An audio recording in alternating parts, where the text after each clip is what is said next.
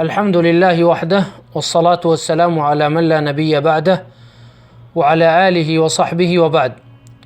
فإن من تعظيم الحرمات تعظيم حرمة المقابر، فالمقابر لها حرمة عظيمة لا يجوز انتهاكها أو العدوان عليها بأي شكل من أشكال العدوان، كجعلها محلا للنفايات أو رمي الأوساخ فيها أو المشي على القبور أو الجلوس فوقها.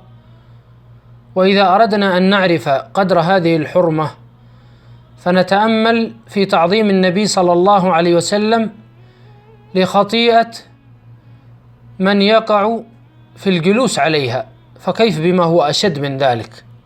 جاء في صحيح مسلم عن أبي هريرة رضي الله عنه قال: قال رسول الله صلى الله عليه وسلم: لأن يجلس أحدكم على جمرة فتحرق ثيابه فتخلص إلى جلده خير له من أن يجلس على قبر. وجاء في صحيح مسلم من حديث أبي مرثد الغنوي رضي الله عنه قال: سمعت رسول الله صلى الله عليه وسلم يقول: لا تصلوا إلى القبور ولا تجلسوا عليها.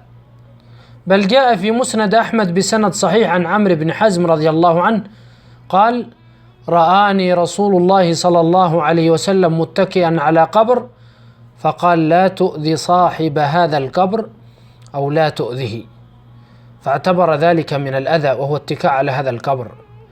فليحذر المسلم من تعريض القبور للامتهان أو الأذى أو مرور المواشي عليها، بل الواجب أن يتعاون الناس في تسوير المقبرة حفظا لحرمة الأموات ومنعا للانتهاك، والتعاون في ذلك هو تعاون على البر والتقوى، وقد قال تعالى: وتعاونوا على البر والتقوى ولا تعاونوا على الإثم والعدوان.